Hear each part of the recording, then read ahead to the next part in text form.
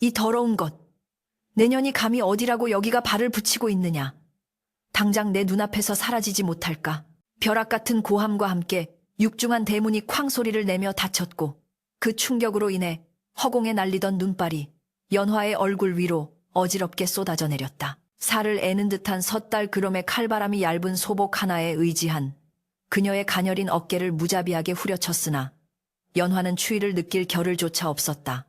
뱃속에서 요동치는 아이의 태동과 터진 입술에서 흘러나오는 비릿한 피냄새, 그리고 무엇보다 억울함에 찢어질 듯한 가슴 통증이 전신을 마비시키고 있었기 때문이었다.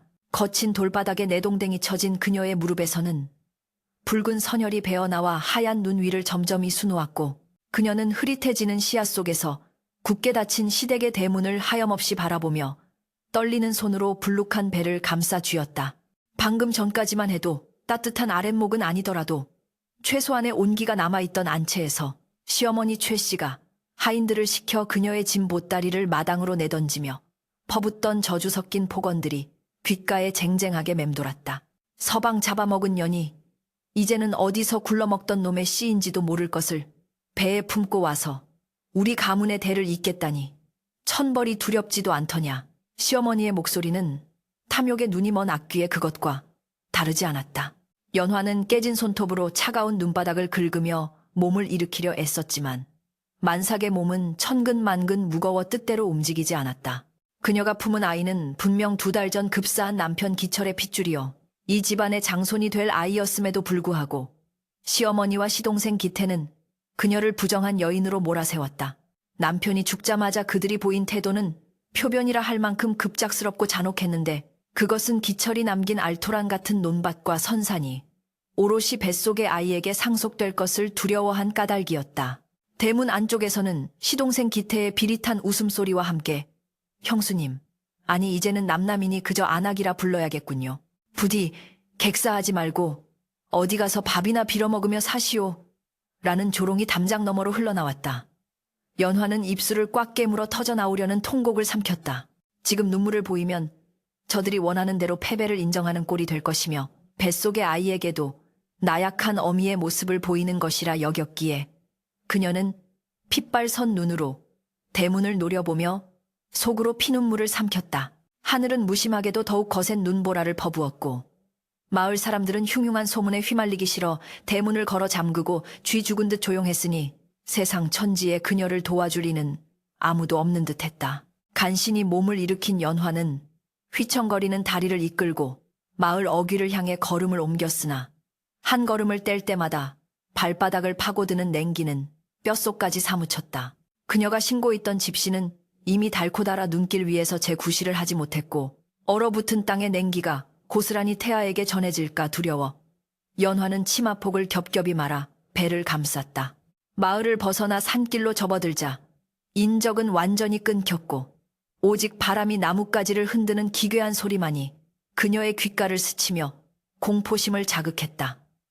여보, 서방님, 어찌 저를 두고 그리 급히 가셨습니까? 당신의 처자식이 이리 짐승만도 못한 취급을 받으며 쫓겨났는데 구천을 떠도는 당신의 혼백은 보고 계십니까? 연화는 허공을 향해 소리 없는 절규를 토해냈지만 돌아오는 것은 메아리조차 없는 적막뿐이었다. 남편 기철은 누구보다 성실하고 다정한 사람이었으나 원인 모를 병으로 시름시름 앓다 갑작스레 세상을 떠났다. 그의 죽음 뒤에는 석연치 않은 구석이 많았지만 슬픔에 잠겨있던 연화가 의문을 제기하기도 전에 시댁 식구들은 기다렸다는 듯이 장례를 치르고 그녀를 내칠 구실을 만들어냈던 것이다. 눈보라는 더욱 거세져 한치 앞을 분간하기 어려울 지경에 이르렀고 연화의 속눈썹에는 하얀 성애가 끼어 시야를 가렸다. 산길은 가파르고 험준하여 건장한 장정조차 오르기 힘든 길이었으나 그녀는 마을로 다시 돌아갈 수도 그렇다고 이대로 주저앉아 죽을 수도 없었기에 본능적으로 살 길을 찾아 발걸음을 옮길 뿐이었다. 배가 고파오는 것은 둘째치고 극한의 추위로 인해 전신의 감각이 서서히 무뎌지기 시작하자 덜컥 겁이 났다. 만약 이대로 정신을 잃는다면 자신은 물론이요 뱃속의 아이까지 꼼짝없이 얼어 죽어 늑대의 밥이 될 것이 뻔했기 때문이었다. 아가야, 미안하다. 못난 어미를 만나 네가 세상 구경도 하기 전에 이런 고초를 겪는구나. 하지만 조금만 참아다오. 내 반드시 살아서 너를 지키고 네 아비의 억울함을 풀어줄 것이다. 연화는 배를 쓰다듬으며 중얼거렸고 신기하게도 그때마다 아이는 힘차게 발길질을 하며 어미에게 살라는 신호를 보내오는 듯했다. 그 작은 움직임이 연화에게는 유일한 희망이자 꺼져가는 생명의 불씨를 되살리는 거대한 힘이었다. 그녀는 입술을 깨물어 흐릿해지는 정신을 붙잡고 눈 덮인 바위와 나뭇뿌리를 손으로 더듬으며 한 발 한 발 고통스러운 행군을 이어갔다. 얼마나 걸었을까? 해는 이미 서산으로 넘어가 사방이 칠흑 같은 어둠에 잠겼고 달빛조차 구름에 가려 희미하기만 했다. 연화의 발은 이미 동상에 걸려 감각이 없었고 찢어진 치맛자락 사이로 드러난 종아리는 나뭇가지에 긁혀 붉은 생채기로 가득했다. 그녀의 호흡은 거칠어졌고 입에서 나오는 하얀 입김은 뿜어져 나오자마자 얼어붙을 듯 차가웠다. 그때 멀리서 짐승의 울음소리인지 바람소리인지 모를 기이한 소리가 들려왔다. 연화는 쏘스라치게 놀라 주위를 두리번거렸지만 보이는 것은 검은 나무들의 그림자뿐이었다. 공포가 엄습해오자 억눌러왔던 서러움이 본물 터지듯 터져나왔다. 시집 올 때 가져왔던 폐물이며 고운 비단옷들은 모두 시어머니 최 씨가 빼앗아갔고 지금 그녀에게 남은 것이라고는 몸에 걸친 누더기 같은 소복과 품 안의 아이뿐이었다. 하늘이시여, 어찌하여 저에게만 이토록 가혹하십니까? 제가 전생에 무슨 큰 죄를 지었기에 지아비를 잃고 자식마저 위험에 빠뜨려야 한단 말입니까? 그녀는 앙상한 나무를 붙잡고 오열했다. 그녀의 울음소리는 눈보라에 묻혀 흩어졌지만 그 처절함만은 산신령조차 눈물 짓게 할 만큼 애달픈 것이었다. 그 순간 극심한 현기증과 함께 눈앞이 핑 돌며 다리에 힘이 풀려버렸다. 연화는 중심을 잃고 비탈진 눈길 위로 쓰러졌고 굴러떨어지지 않기 위해 필사적으로 흙바닥을 손톱으로 긁어댔다. 손톱이 뒤집히고 살점이 떨어져 나가는 고통이 전해졌지만 그녀는 비명조차 지르지 못했다. 차라리 이대로 눈을 감으면 모든 고통이 끝날 것 같다는 달콤한 유혹이 스멀스멀 피어올랐다. 따뜻한 남편의 품속으로 돌아갈 수만 있다면 그곳이 저승이라 한들 무엇이 두려우랴. 하지만 그녀의 귓가에 다시금 시어머니의 독살스러운 목소리와 시동생의 비웃음 소리가 환청처럼 들려왔다. 저것 보아라. 결국 객사하여 들짐승 밥이 되었구나. 그들의 비웃음을 듣는 순간 연화의 눈동자에 다시금 생기가 돌았다. 죽을 때 죽더라도 저들에게 복수하지 않고서는 눈을 감을 수 없었다. 내 아이가 서자 취급을 받으며 손가락질당하는 꼴을 보느니 차라리 악귀가 되어 저들의 목을 물어뜯으리라. 연화는 이를 악물고 다시 몸을 일으키려 했으나 이미 한계에 다다른 육신은 말을 듣지 않았다. 의식이 점차 멀어지며 시야가 암전되려는 찰나 저 멀리 숲속 깊은 곳에서 희미한 불빛 하나가 반딧불이처럼 깜빡이는 것이 보였다. 그것은 헛것인가 아니면 이승과 저승을 잇는 도깨비 불인가. 연화는 흐릿한 눈을 비비며 그 불빛을 응시했다. 차가운 바람 사이로 아주 미세하게 타는 냄새와 함께 사람의 인기척 같은 것이 느껴졌다. 살아야 한다. 저 불빛이 무엇이든 간에 지금으로서는 유일한 동아줄이었다. 연화는 바닥을 기어서라도 저 불빛을 향해 가야만 했다. 그녀는 꽁꽁 언 손으로 눈바닥을 찍으며 처절하게 기어가기 시작했다. 배가 차가운 눈에 닿지 않도록 상체를 최대한 들어 올린 채 무릎과 팔꿈치로 기어가는 그녀의 뒤로 붉은 핏자국이 길게 이어졌다. 그것은 마치 하얀 도화지 위에 그려진 잔혹한 핏빛 궤적과도 같았고 한 여인의 끓어오르는 한이 서린 처절한 생존의 기록이었다. 아가야, 조금만 더. 저기까지만 가면 된다. 연화의 입술은 파랗게 질려 있었고 속눈썹에는 고드름이 매달려 있었지만 불빛을 향한 집념만은 활활 타오르고 있었다. 얼마나 기었을까? 불빛이 점점 가까워지자 낡은 초가집 한 채가 눈보라 속에 위태롭게 서 있는 모습이 드러났다. 다 쓰러져가는 울타리와 구멍 뚫린 창호지문, 그 사이로 새어나오는 희미한 호롱불빛은 마치 구원의 빛과도 같았다. 연화는 마지막 힘을 짜내어 살인문 앞까지 다다랐다. 문을 두드릴 힘조차 없어 문기둥을 붙잡고 쓰러지듯 문을 밀자 끼익 하는 소리와 함께 문이 열렸다. 거기 누구 계십니까? 제발 사람 좀 살려주시오. 연화의 목소리는 모기 소리만큼 작았고 목구멍에서는 쇳소리가 났다. 인기척이 들리는 듯 하더니 방문이 벌컥 열리고 덥수룩한 수염에 남루한 옷차림을 한 사내 하나가 뛰쳐나왔다.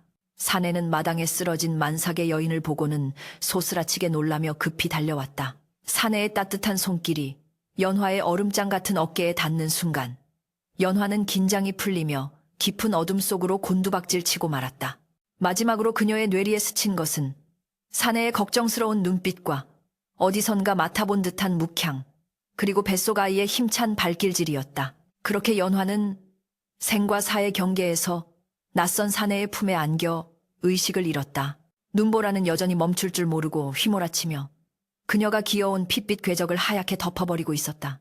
마치 그녀의 지난한 과거를 지우고 새로운 운명의 시작을 알리는 서막처럼 코끝을 찌르는 알싸한 쑥 타는 냄새와 구수한 숭늉 냄새가 연화의 희미한 의식을 현실로 잡아끌었다. 무겁게 내려앉았던 눈꺼풀을 힘겹게 들어올리자 천장에 그을린 석가래와 흙벽이 시야에 들어왔고 아랫목에서 올라오는 뜨끈한 온기가 얼어붙었던 그녀의 전신을 감싸 안았다. 그녀는 본능적으로 배에 손을 얹었다. 다행히도 뱃속의 아이는 묵직하게 그 존재감을 알리고 있었고 안도감과 함께 뜨거운 눈물이 귓바퀴를 타고 베개로 흘러내렸다. 정신이 드시오? 굵직하면서도 깊이 있는 목소리에 연화는 고개를 돌렸다. 낡은 책상 앞에 앉아 서책을 읽던 사내가 붓을 내려놓고 그녀를 응시하고 있었다. 덥수룩한 수염과 허름한 옷차림에도 불구하고 그의 눈빛에는 범접할 수 없는 기품과 서늘한 지성이 서려 있었다. 연화는 자리에서 일어나려 했으나 사내는 손을 저어 만류했다. 움직이지 마시오. 산딸이 머지않은 몸으로 그 험한 눈길을 헤매었으니 자칫하면 산모와 아이 모두 위험할 뻔했소. 며칠은 꼼짝 말고 몸을 추스려야 할 것이오. 사내는 김선비라 불리는 세상의 뜻을 잃고 산속에 은거하던 몰락한 양반이었다. 그는 연화에게 따뜻한 미움을 내어주며 아무것도 묻지 않았다. 그녀가 왜 만삭의 몸으로 이 깊은 산중을 헤매었는지, 그녀의 얼굴에 서린 깊은 원한이 무엇인지 짐작하면서도 침묵으로 그녀의 존엄을 지켜준 것이었다.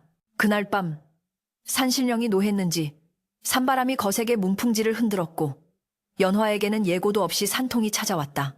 뱃속의 아이가 세상 밖으로 나오려 요동치기 시작하자 연화는 입에 수건을 물고 비명을 삼키며 식은땀을 흘렸다.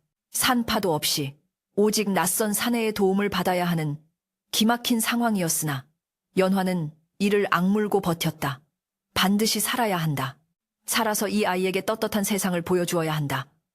찢어지는 듯한 고통 속에서도 그녀는 시어머니와 시동생의 얼굴을 떠올리며 정신을 다잡았다. 김선비는 당황한 기색 없이 물을 끓이고 깨끗한 천을 준비하며 서툰 솜씨로 남아 연화의 출산을 도왔다.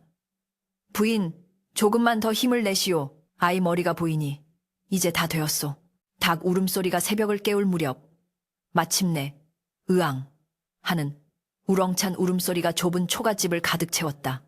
사내 아이였다. 핏덩이 같은 아이를 받아든 연화는 땀과 눈물로 범벅이 된 얼굴로 아이를 품에 안고 오열했다. 죽은 남편을 쏙 빼닮은 아이의 얼굴을 보자 사무친 그리움과 서러움이 복받쳐 올랐다. 김선비는 조용히 자리를 비켜주며 문 밖에서 묵묵히 밤하늘을 올려다보았다. 눈보라가 거친 밤하늘에는 유난히 밝은 별 하나가 초가집 위를 비추고 있었으니 그것은 마치 이 아이의 비범한 앞날을 예고하는 듯했다. 연화는 몸을 추스르자마자 쉴 틈도 없이 집안일을 거들기 시작했다. 그녀는 단순히 밥을 축내는 식객으로 남기를 원치 않았다. 젖먹이를 등에 업고 산나물을 캐고 김선비가 낡아 떨어진 옷을 입고 있는 것을 보면 밤을 새워 바느질하여 새 옷처럼 기원했다.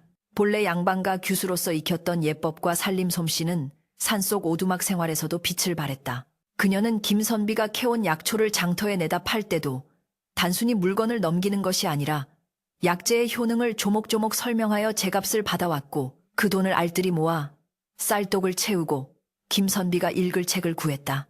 김선비, 아니 김광혁은 그런 연화를 보며 내심 감탄을 금치 못했다. 처음에는 그저 불쌍한 여인을 거두었다고 생각했으나 그녀의 총명함과 강인한 생활력은 무기력하게 세월을 보내던 그의 마음속에 새로운 불씨를 지폈다. 부인은 어찌하여 그토록 악착같이 사시오. 이제 먹고 살만하니 조금 쉬어도 될 터인데. 어느 날 김광혁이 묻자 연화는 바느질하던 손을 멈추고 단호한 눈빛으로 답했다.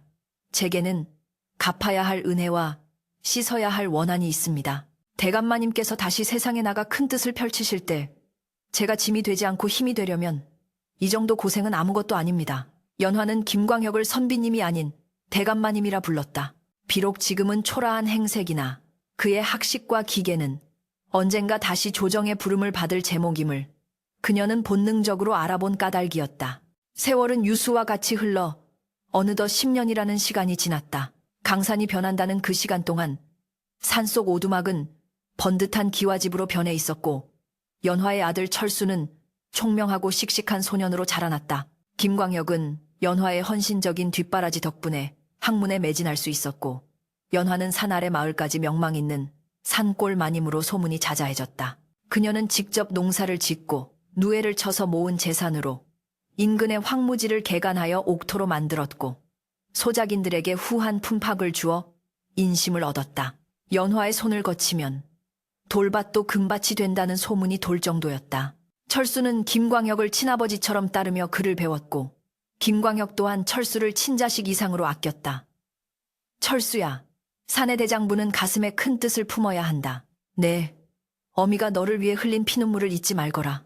김광혁은 철수에게 글 공부뿐만 아니라 무예와 세상 이치를 가르치며 훗날 연화의 한을 풀어줄 든든한 버팀목으로 키워냈다. 연화는 밤마다 정화수를 떠놓고 비나이다를 올렸다.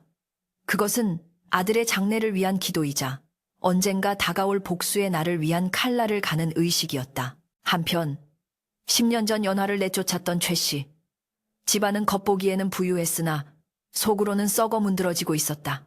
연화가 쫓겨난 그 해부터 최 씨의 꿈자리에는 머리를 풀어 해친 연화가 나타나 내 자리를 내놓아라 하며 달려드는 악몽이 끊이지 않았다. 시어머니 최 씨는 용하다는 무당을 불러 구슬하고 부적을 붙여보았지만 흉몽은 날이 갈수록 심해져 그녀를 피폐하게 만들었다. 설상가상으로 집안의 가세를 이어받은 둘째 아들 기태는 주색잡기에 빠져 재산을 탕진하기 시작했다. 어머니, 이번에 한양에서 온 거상에게 투자하면 큰 돈을 벌 수 있습니다. 논문서 좀 주십시오. 기태는 툭하면 최 씨를 졸라대었고 최 씨가 거절하면 행패를 부리기 일쑤였다. 연화가 있었을 때는 곳간에 쌀이 썩어날 정도로 풍족하고 집안의 웃음소리가 끊이지 않았건만 그녀를 내친 후로는 우환이 끓이지 않았다. 마을 사람들은 수군거렸다. 조강지처를 내쫓고 며느리를 죽음으로 몰아넣더니 천벌을 받는 게야. 최 씨는 그런 소리를 들을 때마다 더욱 도끼를 품고 연화가 죽었으리라 확신하며 자신을 합리화했다. 그녀는 이미 10년 전에 눈 속에 파묻혀 귀신이 되었을 게다. 그렇고 말고 내 눈에 흙이 들어가기 전에는 절대 그년의 핏줄이 이 집 재산을 가져가지 못해. 최 씨는 불안에 떨면서도 탐욕의 끈을 놓지 못했다. 그러던 어느 날 한양에서 급한 파발마가 산속 기와집에 당도했다. 붉은 관복을 입은 관리가 김광혁 앞에 무릎을 꿇고 교지를 바쳤다. 김대감, 주상전하께서 대감의 억울한 누명을 벗겨주시고 다시 조정으로 부르시어 영의정의 직첩을 내리셨습니다. 어서 환궁하시옵소서. 김광혁의 눈가가 젖어들었다. 10년간의 유배 생활 아닌 은거 생활이 마침내 끝나는 순간이었다. 그는 떨리는 손으로 교지를 받아들고 곁에 서 있는 연화를 바라보았다. 연화는 말없이 고개를 숙여 축하의 예를 올렸다. 부인, 이 모든 것이 부인의 덕이요. 내가 다시 세상에 나간다면 내 곁에는 오직 부인만이 있을 것이요. 김광혁은 연화의 거친 손을 따뜻하게 잡았다. 그것은 단순한 감사를 넘어선 평생을 함께하자는 청혼이자 약속이었다. 연화는 10년 만에 처음으로 환하게 웃었다. 그러나 그 미소 뒤에는 서리빨 같은 결기가 서려 있었다. 이제 때가 되었다. 10년 전 만삭의 몸으로 쫓겨나며 피눈물을 흘렸던 그 눈 덮인 언덕을 이제는 천하를 호령하는 영의정의 정실 부인이 되어 다시 밟을 차례였다. 대감, 이제 하산할 준비를 하겠습니다. 그리고 제가 10년 전에 두고 온 것을 찾으러 가야겠습니다. 연화의 목소리는 차분했지만 그 안에는 10년을 묵혀온 화산 같은 분노가 꿈틀거리고 있었다. 하산 준비는 일사천리로 진행되었다. 연화는 아들 철수에게 비단 옷을 입히고 자신 또한 영의정 부인에 걸맞은 화려한 당의를 갖춰 입었다. 거울 속에 비친 그녀의 모습은 10년 전 초라한 쫓겨난 며느리가 아니었다. 눈가의 주름은 그녀의 고단했던 삶을 증명했지만 동시에 그 어떤 풍파에도 흔들리지 않는 단단한 위엄을 만들어냈다. 김광혁은 연화와 철수를 가마에 태우고 수십 명의 하인과 호위 무사를 대동하여 산을 내려갔다. 그들의 행렬이 지나가는 곳마다 백성들이 나와 엎드려 절을 했고 그 위세는 하늘을 찌를 듯했다. 연화는 가마의 창문을 살짝 열고 밖을 내다보았다. 익숙한 산세, 익숙한 길. 바로 그녀가 죽음의 문턱을 넘으며 기어갔던 그 길이었다. 눈 녹은 자리에 핀 진달래가 마치 그녀의 귀환을 축하하듯 붉게 피어 있었다. 기다려라. 내 너희들이 지은 죄의 무게를 낱낱이 달아줄 것이다. 연화는 가마의 문을 닫으며 눈을 감았다. 가마는 덜컹거리며 그녀가 그토록 그리워하면서도 증오했던 곳, 시댁이 있는 고을을 향해 거침없이 나아가고 있었다. 우렁찬 나팔 소리와 징소리가 고요하던 산골 마을의 정적을 깨뜨리며 대지를 뒤흔들었다. 영의정 대감마님 행차시오! 물러거라! 앞서가는 청독이 떠 가바람에 펄럭이고 그 뒤로 오색 깃발을 든 기수들과 삼지창을 든 호위 무사들이 위풍당당하게 행진하니 그 기세는 마치 천군만마가 내려오는 듯 장엄하였다. 10년 전 찢어진 소복을 입고 피를 흘리며 기어서 나갔던 그 초라한 여인이 이제는 나라의 으뜸가는 재상인 영의정의 정실 부인, 정경 부인 청징夫人의 자귀를 받아 8인교 8은 가마를 타고 금에 환영하는 순간이었다. 가마를 맨 8명의 가마꾼들은 발을 맞추어 힘차게 땅을 구르고 가마 덮개에 장식된 금실과 은실은 따사로운 봄 햇살을 받아 눈부시게 반짝였다.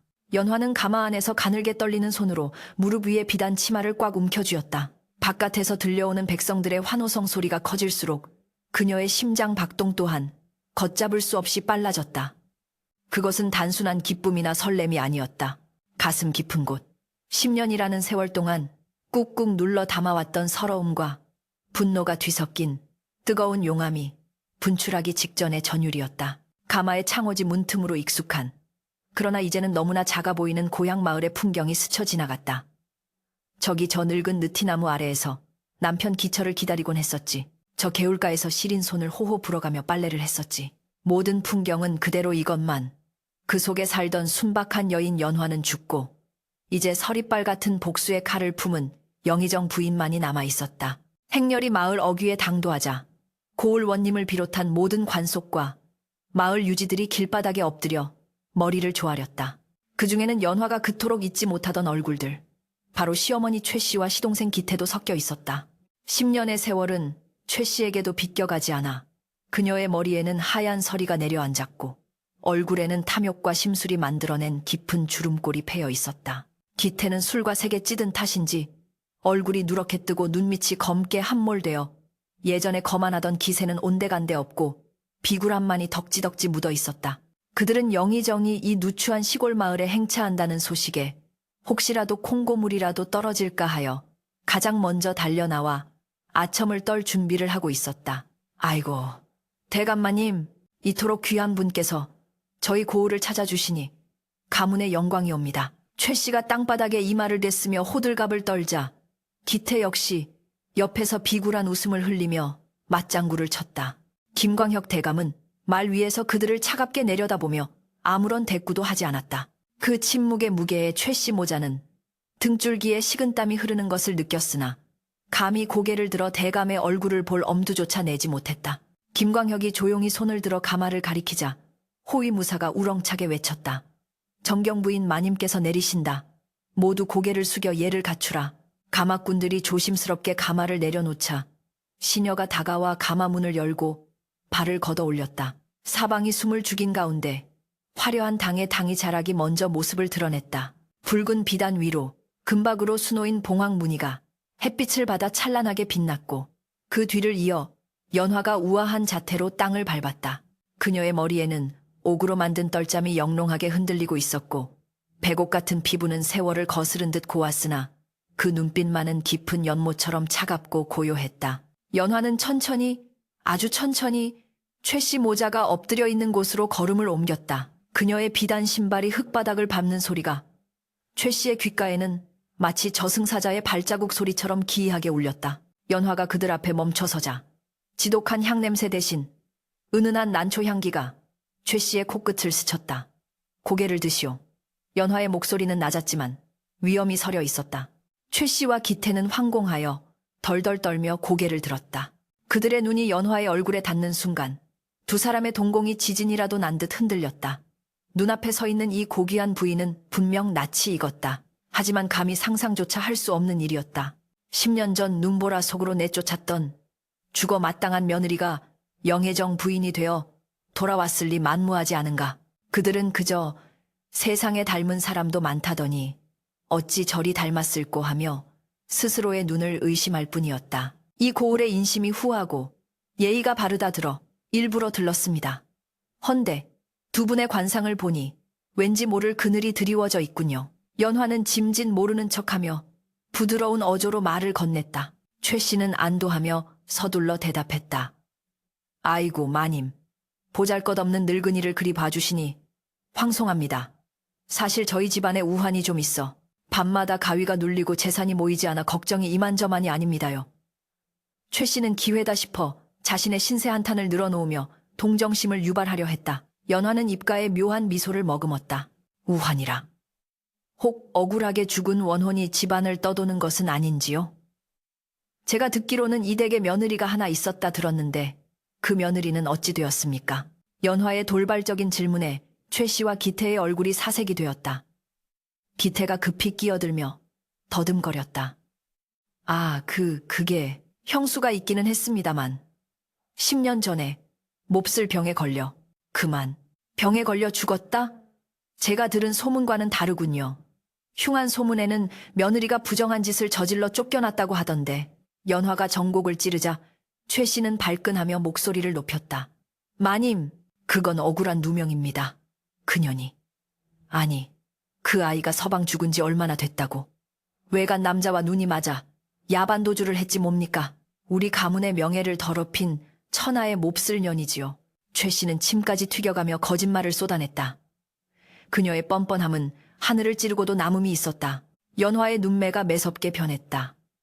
10년 전 자신의 배를 감싸 쥐고 살려달라고 애원하던 그 밤의 기억이 생생하게 되살아났다. 저 혓바닥으로 자신을 난도질하고 남편의 죽음마저 욕되게 했던 저 늙은 여우가 10년이 지난 지금도 여전히 흉악한 거짓말을 일삼고 있었다.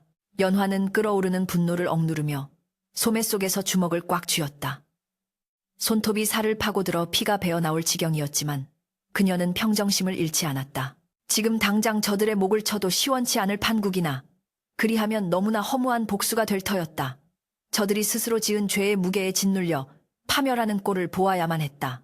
호! 야반도주라. 그렇다면 그 며느리가 품고 있던 아이는 어찌 되었습니까? 죽은 남편의 핏줄이라 들었는데. 연화의 집요한 질문에 최 씨는 식은땀을 줄줄 흘리며 눈동자를 굴렸다. 그 씨가 우리 집안 씨인지 아닌지 어찌 압니까? 외간놈의 씨를 베고 들어와서 우리 집 재산을 노리려 했던 게지요. 천벌을 받아 마땅한 년입니다. 그때였다. 연화의 뒤에 서 있던 10살 난 소년. 철수가 앞으로 나서며 맑고 또렷한 목소리로 물었다. 할머니, 그 며느리가 정말 나쁜 사람이었나요? 제가 듣기로는 세상에서 가장 헌신적이고 착한 며느리였다고 하던데요. 최 씨는 웬 어린 도련님이 끼어드나 싶어 흘겨보았으나 소년의 눈빛이 어딘가 모르게 죽은 큰아들 기철과 묘하게 닮아 있어 흠칫 놀랐다.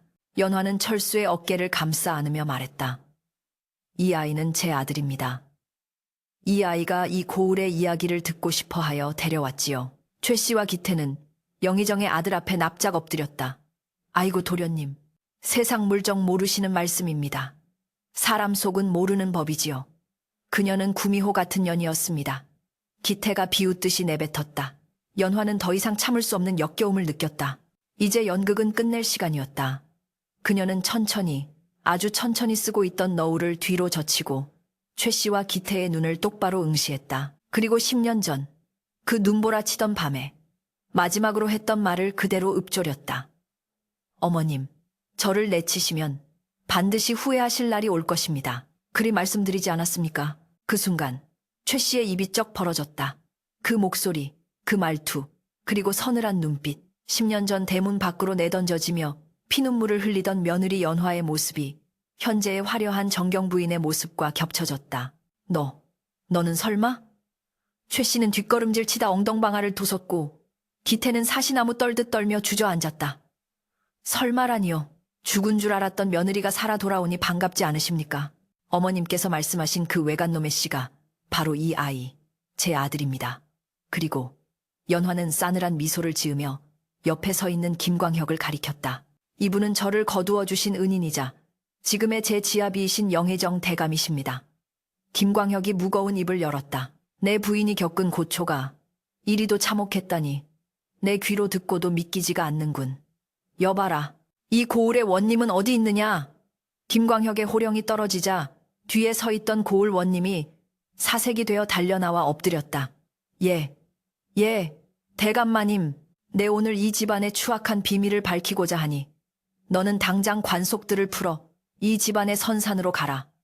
10년 전 죽은 기철이라는 자의 묘를 파묘 포모해야겠다. 김광혁의 명령에 장내는 찬물을 끼얹은 듯 조용해졌다. 최 씨와 기태는 비명을 지르며 김광혁의 바짓가랑이를 붙잡았다. 대감마님, 안 됩니다. 죽은 사람의 묘를 파헤치다니요. 이건 폐륜입니다. 절대 안 됩니다. 그들의 필사적인 저항은 단순한 공포가 아니었다. 그것은 감추고 싶은, 아니, 반드시 감추어야만 하는 끔찍한 진실이 드러날까 두려워하는 범죄자의 발악이었다. 연화는 그들의 발악을 내려다보며 차갑게 말했다. 폐륜? 산 사람을 죽음으로 내몬 당신들이 폐륜을 논할 자격이 있습니까? 내 남편 기철 씨가 병으로 죽은 것이 맞는지 아니면 다른 이유가 있는지 내 눈으로 직접 확인해야겠습니다. 10년 전 급하게 장례를 치르느라 수혜조차 제대로 입히지 않고 묻어버린 그 무덤 속에 무엇이 들어있는지 천하가 다 알게 될 것입니다. 연화의 단호한 선언에 최 씨는 거품을 물고 기절할 듯 쓰러졌고 기태는 도망치려다 호위 무사들에게 제압당해 무릎이 꿇렸다. 마을 사람들은 웅성거리기 시작했다. 설마 기철이가 병으로 죽은 게 아니었어? 10년 전에도 소문이 흉흉하더니 뭔가 있긴 있었나 보네. 의심의 눈초리가 최 씨 집안을 향해 쏟아졌다. 연화는 아들 철수의 손을 꼭 잡고 선산을 향해 걸음을 옮겼다. 그녀의 화려한 비단 치마가 스치는 곳마다 서슬퍼런 복수의 기운이 감돌았다. 이제 곧 10년간 묻혀있던 어둠이 빛을 보게 될 것이다. 썩은 흙을 파헤치고 드러날 진실은 과연 무엇인가? 최 씨 모자가 그토록 숨기려 했던 것은 단순한 시신이 아닐 터였다. 연화의 발걸음은 10년 전의 그날처럼 무거웠으나 이번에는 결코 멈추지 않을 것이었다. 선산으로 향하는 길은 무겁고도 길었다. 하늘은 금세 먹구름이 몰려와 음산한 기운을 내뿜었고 간헐적으로 우는 까마귀 소리가 불길함을 더했다. 관아의 포졸들이 횃불을 밝히고 앞장섰으며 그 뒤를 김광혁 대감과 연화, 그리고 죄인처럼 끌려가는 최 씨 모자가 따랐다. 마을 사람들은 두려움 반, 호기심 반으로 숨을 죽인 채 그 뒤를 쫓았다. 10년 전 급하게 치러진 장례라 묘소는 초라하기 그지없었다. 봉부는 관리가 되지 않아 잡초가 무성했고 비석조차 없이 나무 팻말 하나가 덩그러니 꽂혀 있어 보는 이의 마음을 더욱 시리게 했다. 연화는 잡초 속에 묻힌 남편의 묘를 보자 다리가 휘청거렸다. 여보, 내 왔습니다. 억울하게 눈도 감지 못하고 누워 계신 당신을 보러 10년 만에 이 못난 아내가 왔습니다. 연화는 묘소 앞에 주저앉아 오열했다. 그녀의 눈물은 단순한 슬픔이 아니라 지켜주지 못했다는 죄책감과 이제라도 진실을 밝히겠다는 결의가 뒤섞인 뜨거운 토해냄이었다. 철수는 어머니의 어깨를 감싸 안으며 묵묵히 눈물을 흘렸다. 아버지를 한 번도 본 적 없는 아이였지만 어머니의 슬픔을 통해 아버지의 고통을 고스란히 느낄 수 있었다. 파묘를 시작하라. 김광혁의 언명의 인부들이 삽을 들고 달려들었다. 흙이 파헤쳐지는 소리가 둔탁하게 울려 퍼질 때마다 최 씨는 비명을 지르며 몸부림쳤다. 안 된다. 내 아들 묘를 건드리지 마라. 천벌을 받을 놈들아. 그녀는 포졸들에게 제지당하면서도 악을 쓰며 저항했다. 기태는 이미 넋이 나간 사람처럼 초점 없는 눈으로 허공을 응시하며 중얼거렸다. 끝났다. 이제 다 끝났어. 흙더미가 쌓이고 구덩이가 깊어질수록 최 씨 모자의 공포는 극에 달했다. 그것은 죽은 자에 대한 예의 때문이 아니라 땅속 깊이 묻어두었던 그들의 추악한 죄악이 세상 밖으로 드러나는 것에 대한 원초적인 두려움이었다. 마을 사람들은 수군거렸다. 저리도 발악하는 걸 보니 정말 뭔가 있기는 한가 보네. 기철이가 멀쩡하다가 하루아침에 급사한 게 이상하긴 했지. 의심은 확신으로 변해가고 있었다. 마침내 턱! 하는 소리와 함께 삽 끝에 나무관이 걸리는 소리가 들렸다. 인부들이 조심스럽게 흙을 걷어내자 10년 세월에 썩고 문드러진 낡은 관뚜껑이 모습을 드러냈다. 부잣집, 장손의 관이라기에는 너무나 조잡하고 얇은 관이었다. 연화는 입술을 깨물었다. 장례조차 치르기 귀찮아 대충 널빤지를 엮어 만든 관에 남편을 구겨 넣었을 시댁 식구들의 만행에 치가 떨렸다. 관뚜껑을 열어라. 김광혁의 목소리는 낮고 단호했다. 인부들이 쇠지렛 대를 틈새에 끼워 넣고 힘을 주자 끼익 하는 소름 끼치는 소리와 함께 관뚜껑이 들리기 시작했다. 썩은 나무 부러지는 소리와 함께 관이 열리자 역한 곰팡내와 함께 10년간 갇혀있던 원혼의 한숨 같은 바람이 훅 끼쳐나왔다. 사람들은 코를 막고 뒷걸음질 쳤지만 연화는 한 발짝도 물러서지 않고 구덩이 안을 뚫어지게 내려다보았다. 관 안에는 앙상한 백골만이 남아있었다. 수인은 다 사가 없어지고 뼈만 남은 처참한 모습이었지만 연화는 단번에 알아볼 수 있었다. 그것은 사랑했던 남편 기철이었다. 그런데 백골의 상태가 심상치 않았다. 보통의 유골이라면 하얗게 바래야 정상이겠으나 기철의 뼈는 검게 변색되어 있었고 특히 목 부위의 뼈는 무엇인가에 강하게 눌린 듯 금이가 있었다. 김광혁 대감과 함께 온 한양에 이름난 검시관, 김시관 이 구덩이로 뛰어내려 유골을 살피기 시작했다. 그는 뼈의 색깔을 확인하고 은비녀를 뼈에 대어보는 등 정밀하게 검시를 진행했다. 잠시 후 검시관이 고개를 들고 김광혁을 향해 외쳤다. 대감마님, 이것은 명백한 독살의 흔적입니다. 뼛속까지 도끼가 스며들어 검게 변했습니다. 또한 목뼈의 골절 흔적으로 보아 독을 먹인 후 확인 사살을 위해 목을 조른 것으로 추정됩니다. 검시관의 말이 떨어지자마자 장내는 아수라장이 되었다. 독살이라니. 세상에. 마을 사람들은 경악하며 최 씨 모자를 손가락질했다. 최 씨는 아니다. 모함이다. 저놈들이 짜고 치는 것이다. 라고 고래고래 소리를 질렀지만 그녀의 목소리에는 힘이 없었다. 연화는 차갑게 식은 눈으로 최 씨를 노려보며 천천히 입을 열었다.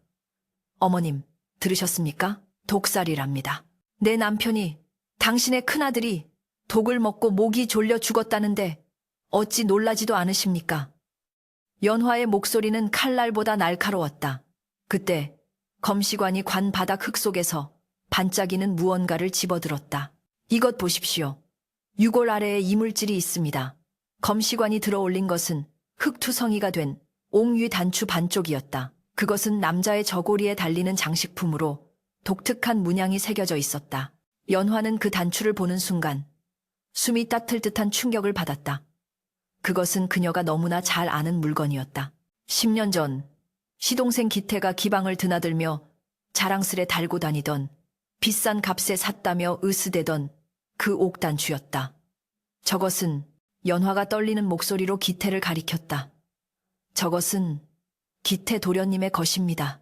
10년 전 도련님이 잃어버렸다며 온 집안을 뒤지게 했던 그 단추가 왜 형님의 관 속에 들어있습니까? 모든 시선이 기태에게 쏠렸다. 기태는 사색이 되어 뒷걸음질 쳤다. 아, 아니야. 내 것이 아니야. 모르는 일이야. 하지만 그의 당황한 기색은 오히려 범행을 자백하는 꼴이었다. 김광혁이 호통쳤다. 저놈을 매우 쳐라. 자백할 때까지 멈추지 마라. 포졸들이 달려들어 기태를 무릎 꿇리고 곤장을 치기 시작했다. 으악! 살려주시오. 어머니가 시켰잖아요. 몇 대 맞지도 않아 기태는 비명을 지르며 모든 것을 실토하고 말았다. 어머니가 형님이 재산을 다 가져가면 우리는 굶어 죽는다고 형님 약탕에 비상피쏨을 타라고 시켰습니다. 저는 그저 시키는 대로 했을 뿐입니다. 그런데 형님이 약을 먹고도 숨이 끊어지지 않아 괴로워하길래 어머니가 베개로 누르라고 해서 기태의 입에서 나온 말은 실로 충격적이었다. 친어머니가 친아들을 죽이고 동생이 형을 살해한 천인공노할 폐륜 범죄였다. 최 씨는 아들의 자백에 미친 듯이 달려들어 기태의 뺨을 후려쳤다. 이 못난 놈, 입 닥치지 못해. 네가 죽고 싶어 환장했구나. 모자는 서로를 물어뜯으며 진흙탕 싸움을 벌였다. 그 추악한 모습을 지켜보던 연화는 피가 거꾸로 솟는 듯했다. 당신들이 정령 사람입니까? 내 남편이, 당신의 아들이 죽어가며 얼마나 고통스러웠을지 단 한 번이라도 생각해 보았습니까? 연화의 절규는 산천을 울렸다. 그녀는 남편이 죽던 날 밤을 기억했다. 식은땀을 흘리며 복통을 호소하던 남편, 급체한 것 같다며 약을 지어오라던 시어머니, 그리고 자신이 약방에 간 사이 차가운 주검이 되어버린 남편. 모든 것이 조작된 각본이었다. 네 이놈들, 하늘이 무섭지도 않더냐. 김광혁 대감의 분노에 찬 일갈이 떨어졌다. 여봐라, 이 폐륜아들을 당장 포박하여 관하로 압송하라. 내 친히 추국하여 법정 최고형으로 다스릴 것이다.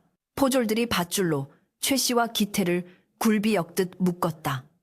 최 씨는 그제야 사태의 심각성을 깨닫고 연화의 발밑에 기어와 매달렸다. 아가, 연화야, 내가 잘못했다. 한 번만 용서해. 다오, 네가 낳은 자식, 내 손자 아니냐? 손자의 아비 된 도리로 할미를 죽일 셈이냐? 그녀의 뻔뻔함은 끝이 없었다. 연화는 차갑게 그녀의 손을 뿌리쳤다. 손자, 당신이 언제 그 아이를 손자로 여겼습니까? 뱃속에 있을 때부터 죽이려 했고 태어나지도 않은 아이를 부정하다며 내쫓지 않았습니까? 당신은 할머니가 아니라 그저 탐욕에 눈이 먼 살인자일 뿐입니다. 연화는 철수를 품에 안고 돌아섰다. 철수야, 똑똑히 보아라. 죄를 지으면 반드시 벌을 받는다는 것을. 그리고 저들은 더 이상 네 혈육이 아니다. 기태는 끌려가면서도 억울하다며 발악했고 최 씨는 실성한 사람처럼 웃다 울다를 반복했다. 그들의 비명소리가 멀어질 때까지 연화는 움직이지 않았다. 그녀는 남편의 유고를 수습하여 준비해온 최고급 비단 수의로 감쌌다. 여보, 이제 편히 쉬세요. 억울함은 다 풀렸으니 부디 좋은 곳으로 가세요. 연화의 눈물방울이 검게 변한 남편의 뼈 위로 뚝뚝 떨어졌다. 그것은 10년간 맺혀있던 하늘 씻어내리는 정화수와도 같았다. 김광혁은 묵묵히 연화의 곁을 지키며 그녀가 슬픔을 토해낼 수 있도록 기다려주었다. 하늘에서는 때마침 굵은 빗줄기가 쏟아지기 시작했다. 마치 하늘도 이 기막힌 사연에 눈물을 흘리는 듯 빗물은 파헤쳐진 무덤과 더럽혀진 땅을 씻어내렸다. 연화는 빗속에서 오랫동안 남편의 뼈를 안고 있었다. 차가운 빗물이 그녀의 뜨거운 분노를 식혀주었고 비로소 그녀의 가슴 속에 응어리져 있던 거대한 돌덩이가 부서져 내리는 것을 느꼈다. 관하로 돌아온 연화는 지친 몸을 뉘었으나 잠을 이룰 수 없었다. 창밖에는 여전히 비가 내리고 있었고 멀리 옥사 쪽에서는 최 씨 모자의 통곡 소리가 희미하게 들려오는 듯했다. 복수는 성공했다. 세상 모든 사람이 그들의 죄를 알게 되었고 그들은 죗값을 치르게 될 것이다. 하지만 연화의 마음 한구석은 텅 빈 듯 공허했다. 복수가 죽은 남편을 되살릴 수는 없기 때문이었다. 그때 방문이 조용히 열리고 철수가 들어왔다. 어머니, 잠이 오지 않으십니까? 아이는 어른스럽게 물었다. 연화는 아이를 껴안았다. 이 아이가 있었다. 남편이 남기고 간 유일한 혈육이자 희망, 그리고 자신을 지켜주는 든든한 버팀목인 김광혁 대감이 있었다. 연화는 비로소 자신이 지켜야 할 것들이 무엇인지 깨달았다. 과거의 망령에 사로잡혀 있기에 그녀의 남은 삶은 너무나 소중했다. 아니다. 이제 자야지. 내일은 아버님을 양지 바른 곳으로 이장해 드려야 하니까. 연화는 아이의 등을 토닥이며 잠을 청했다. 긴 악몽이 끝나고 이제야 비로소 진정한 아침이 밝아오고 있었다. 최 씨 모자에 대한 추국, 안짐은 서리빨 같은 엄중함 속에 진행되었다. 그들의 죄상은 명백했다. 10년 전 갓 상을 당한 며느리를 혹한의 눈보라 속으로 내쫓아 살해하려 한 죄, 그리고 무엇보다 인륜을 저버리고 혈육인 장남을 독살한 폐륜의 죄는 그 어떤 변명으로도 덮을 수 없는 것이었다. 관아마당에는 구경 나온 백성들로 발 디딜 틈이 없었고 그들의 눈빛에는 분노와 경멸이 서려 있었다. 내 죄를 네가 알렸다. 고을원님의 호령의 기태는 공포에 질려 바닥에 머리를 타스며 살려달라고 애원했고 최 씨는 이미 넋이 나간 듯 허공을 향해 헛소리를 중얼거렸다. 내 돈, 내 땅, 다 내 것인데 탐욕의 영혼까지 잠식당한 노파의 말로는 비참하기 그지없었다. 결국 국법에 따라 최 씨와 기태에게는 참형 잔징이 내려졌다. 형장에 끌려가는 그들의 뒷모습을 보며 사람들은 침을 뱉고 돌을 던졌으나 연화는 그저 먼발치에서 차갑게 식은 눈으로 그 광경을 지켜볼 뿐이었다. 복수는 완성되었으나 그녀의 가슴 속에 남은 것은 통쾌함보다는 인생 무상, 른성 무창의 씁쓸함이었다.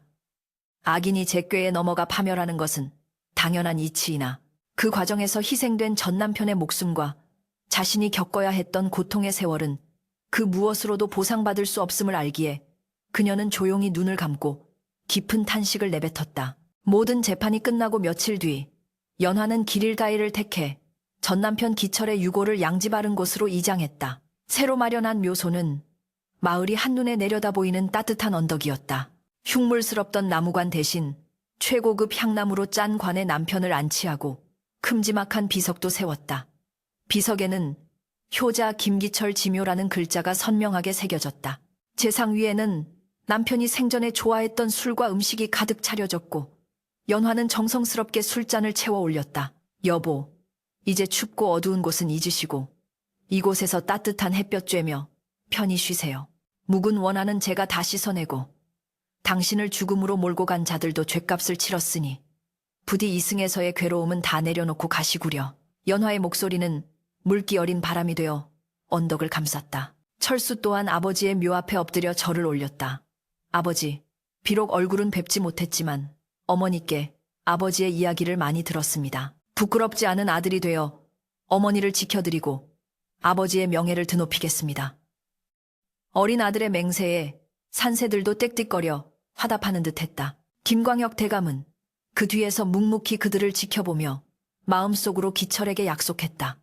자네의 목까지 내가 이 사람과 아이를 지킬 테니 염려 말고 떠나게나. 이장의 절차를 모두 마친 후 연화는 미련 없이 고향 마을을 떠났다. 과거의 아픈 기억이 서린 곳, 하지만 이제는 모든 매듭을 푼 곳이었다. 마을 사람들은 연화가 떠나는 길에 나와 눈물을 흘리며 배웅했다. 정경부인 마님, 부디 만수무강하십시오. 저희가 마님의 은혜를 잊지 않겠습니다. 연화는 가마창을 열고 그들에게 손을 흔들어 주었다. 10년 전 쫓겨날 때는 등 뒤로 욕설과 비웃음이 쏟아졌으나 이제는 축복과 존경의 인사가 그녀의 뒤를 따르고 있었다. 이것이 바로 사필 규정씨, 비과이과 이어 인과응보, 인고응보였다. 가마는 덜컹거리며 한양을 향해 나아갔고 연화의 시선은 창밖의 풍경이 아닌 자신의 곁을 묵묵히 지키는 김광혁 대감의 옆모습에 머물렀다. 지난 10년간 자신을 살게 했고 복수를 도와주었으며 이제는 평생을 함께할 반려자. 연화는 조용히 손을 뻗어 김광혁의 소매를 잡았다. 김광혁은 놀란 듯 고개를 돌렸다가 이내 따뜻한 미소를 지으며 그녀의 손을 맞잡아 주었다. 두 사람의 손 사이에 흐르는 온기는 그 어떤 말보다 깊은 신뢰와 사랑을 담고 있었다. 한양으로 돌아온 연화의 삶은 평온하면서도 바빴다. 영의정의 안 사람으로서 내조에 힘쓰는 한편 그녀는 자신처럼 억울한 일을 당한 백성들을 돕는 일에 앞장섰다. 그녀는 사비를 털어 빈민 구휼소를 세우고 억울하게 옥살이하는 여인들의 사연을 들어주며 그들의 누명을 벗겨주기도 했다. 세상 사람들은 그녀를 살아있는 관세음보살이라 칭송했다. 대감의 부인은 본래 천출이라던데 어찌 그리 학식이 높고 덕망이 두터운가. 천출은 무슨 하늘이 내린 귀인이시지. 그분이 겪은 고초를 생각하면 보통 사람은 상상도 못할 경지야. 호사가들의 입방아조차 칭찬으로 변해갔다. 김광혁 대감 역시 연화의 현명한 조언을 받아 정사를 돌보니 나라에는 태평성대가 깃들고 백성들의 삶은 윤택해졌다. 조정 대신들은 연화의 지혜에 감탄하며 그녀를 진정한 국모고무의 그릇이라 은밀히 평하기도 했다. 철수 또한 훌륭하게 성장했다. 그는 친아버지의 선한 성품과 양아버지 김광혁의 기계, 그리고 어머니 연화의 총명함을 모두 물려받은 제목이었다. 낮에는 성균관에서 글을 읽고 밤에는 무예를 연마하던 철수는 약관의 나이에 문과에 장원 급제하여 가문의 영광을 드높였다. 합격 발표가 나던 날 철수는 어사화를 머리에 꽂고 부모님 앞에 큰 절을 올렸다. 아버님, 어머님, 소자 두 분의 은혜에 보답하고자 조정에 나가 백성을 위한 정치를 펼치겠습니다. 김광혁은 허허 웃으며 철수의 어깨를 두드려 주었고 연화는 감격의 눈물을 흘리며 아들의 손을 꼭 잡았다. 장하다, 내 아들. 네가 자랑스럽구나. 하늘에 계신 내 친아버지께서도 춤을 추실 게다. 피 한 방울 섞이지 않았음에도 철수를 친자식 이상으로 아껴준 김광혁과 과거의 아픔을 딛고 훌륭한 어머니가 된 연화, 그리고 두 아버지를 모두 공경하며 바르게 자란 철수. 이들은 진정한 의미의 가족이 무엇인지를 보여주었다. 세월은 강물처럼 흘러 어느덧 연화의 머리에도 하얀 눈이 내렸다. 어느 늦가을 저녁, 연화와 김광혁은 정자에 나란히 앉아지는 해를 바라보고 있었다. 붉게 물든 단풍이 바람에 날려 마당을 수놓고 멀리서 들려오는 다듬이질 소리가 고즈넉함을 더했다. 김광혁이 찻잔을 내려놓으며 나직이 말했다. 부인, 나와 함께한 세월이 후회되지는 않으시오. 더 좋은 사람을 만났더라면 고생을 덜 했을 터인데. 연화는 부드럽게 고개를 저으며 미소 지었다. 대감, 무슨 섭섭한 말씀을 하십니까? 죽어가던 저를 살려주시고 제 한을 풀어주시고 제 아이를 사람 구실하게 만들어주신 분입니다. 대감을 만난 것은 제 인생 최고의 행운이자 하늘이 주신 선물입니다. 만약 다음 생이 있다면 그때도 저는 대감의 곁에 있겠습니다. 그녀의 진심 어린 고백에 김광혁의 눈시울이 붉어졌다. 그는 연화의 주름진 손을 잡아 자신의 볼에 가져다 대었다. 거칠지만 따뜻한 그 손길에서 지나온 세월의 무게와 깊은 사랑이 전해져 왔다. 인생사 세옹지마, 사용지마라 했던가요. 모진 눈보라가 있었기에 따뜻한 봄 햇살이 더욱 귀하게 느껴지는 법이지요. 제가 흘린 피눈물은 결국 대감이라는 큰 바다를 만나기 위한 빗물이었나 봅니다. 연화는 먼 산을 바라보며 회상에 잠겼다. 10년 전 그 추운 겨울밤, 만삭의 몸으로 눈길을 기어가던 자신과 지금 영혜정 부인으로 평온한 노후를 보내는 자신, 두 모습은 다르지만 결국 하나로 이어져 있었다. 고통은 그녀를 단련시켰고 사랑은 그녀를 치유했다. 최 씨와 기태 같은 악인들은 한 줌의 재로 사라졌으나 연화가 뿌린 선행의 씨앗은 울창한 숲이 되어 후대까지 그늘을 드리울 것이었다.